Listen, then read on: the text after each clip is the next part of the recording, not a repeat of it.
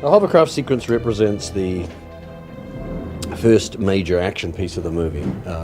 It is the piece that opens the movie.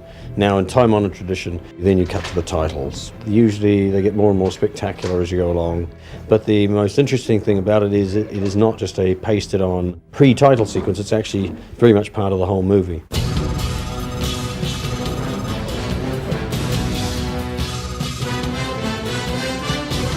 Action, Vincent!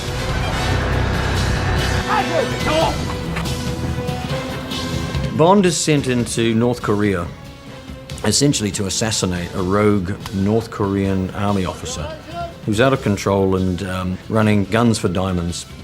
While there, he gets betrayed, he gets hung out to dry. So that's my gunshot, bang! He starts running, onto the tail, bang! Nobody runs into shot. Chris will cue the fire department in. Nobody else goes in till that happens. Okay, shooting now. Turn over. Rolling. There we go. And action.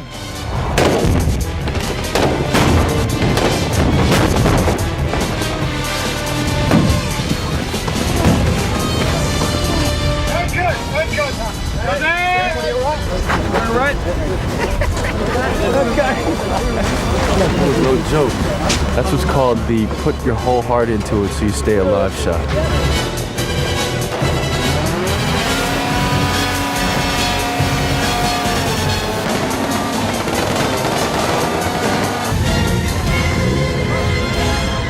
What does it take to be an actor in a James Bond movie? You definitely need balls to do what he does, which is get up every morning, run, jump, hang upside down, fall about, pretend to make love to a woman that's been cast from, and you've never met, and you meet her on the first date. You got to do all this stuff.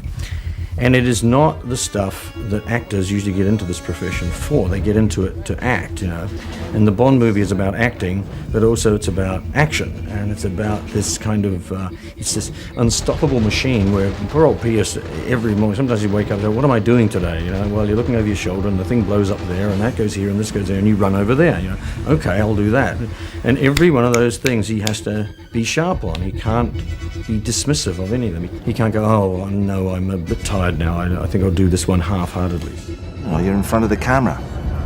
And how do you make it look like it's just effortless?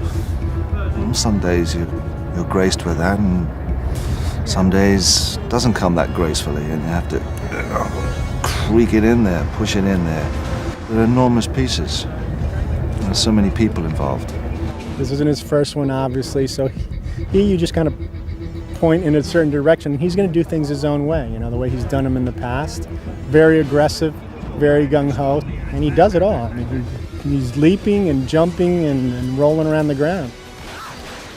The fact is that these films are very, very physically demanding on the actor playing James Bond. And I mean, Pierce does a lot of his own stunts, and he's very athletic. And as we all know, athletes take a real pounding. So, things do take their toll, and he had a knee injury, and he was fantastic about it. Well, it was a bit scary because I blew my knee out. I blew my meniscus, and that just about did my head in. I did, because here we are, we're in February, and it was on the back lot of the studio, and it's where Bond is captured. He's about to be shot. All hell breaks loose, and he has to make a dash. He finds a way out on a hovercraft. It's a 200-yard dash. They'd set it up for about 3-4 hours in the morning. It was around 11:30, and I didn't warm up, and I just went for it.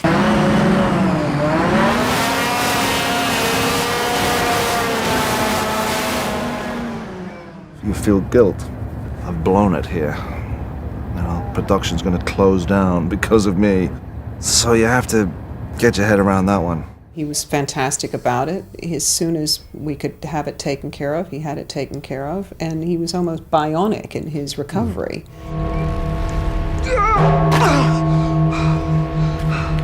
Saved by the bell.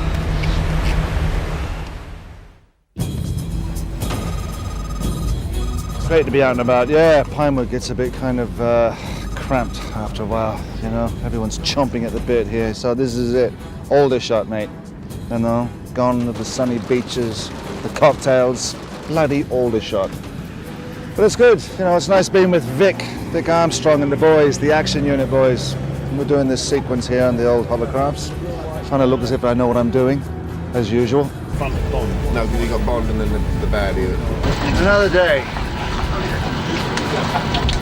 Try another day. We'll do this with Bond in foreground wide, and then we move up there, and hopefully get that before we go to Long Valley, yeah? At the moment we're shooting the opening sequence, which is going to be the pre-title credit sequence, which is the hovercraft chase. Vic has all the fun, and I end up shooting in overheated studios with the actors. That's the joke, but that's also the reality. The main unit shoots the actors, and we have to shoot the drama, and we shoot some small-scale action, fist fights, shoot 'em up, so things like that. Bond runs down corridor, the walls blow up behind him, stuff like that. When it gets into massive action involving vehicles, aircraft, underwater, that's when the action units come into it.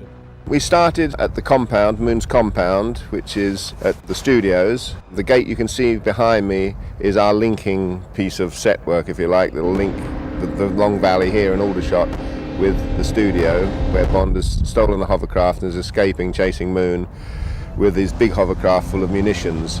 I'm very suspicious of them. I didn't like them very much because they float and they have no traction. You can't turn them fast. They don't seem to corner like vehicles. They float on air, so they steer very oddly. They don't steer at all. You can't turn them on a dime. They actually don't even go in a straight line. They seem to drift because they float on air.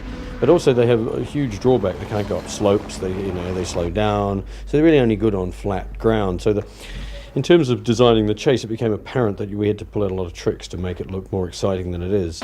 They might lack a little bit of speed, but we can manufacture that in the camera. And these are perfectly designed to undercrank. You know, they're all very smooth lines and smooth movement, so you get no fast change of direction. All the guys driving them now, apart from the large hovercraft, are all my guys, and they've been training for now 5 weeks, and they're really, really good. They can get them very accurate. But they are strange things. You look at them and you think they're out of control, but they're actually being driven in that way. That's how you drive them. It's just almost sideways. You go one way and then you have to think about 3 turns ahead and turn them again. But I do think it's interesting looking. There's something alien about the way they do slide. This thing rips your head off with noise.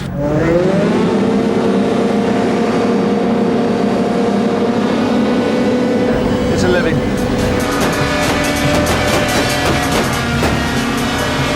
Look at the ship fly. That's great. Trees going everywhere.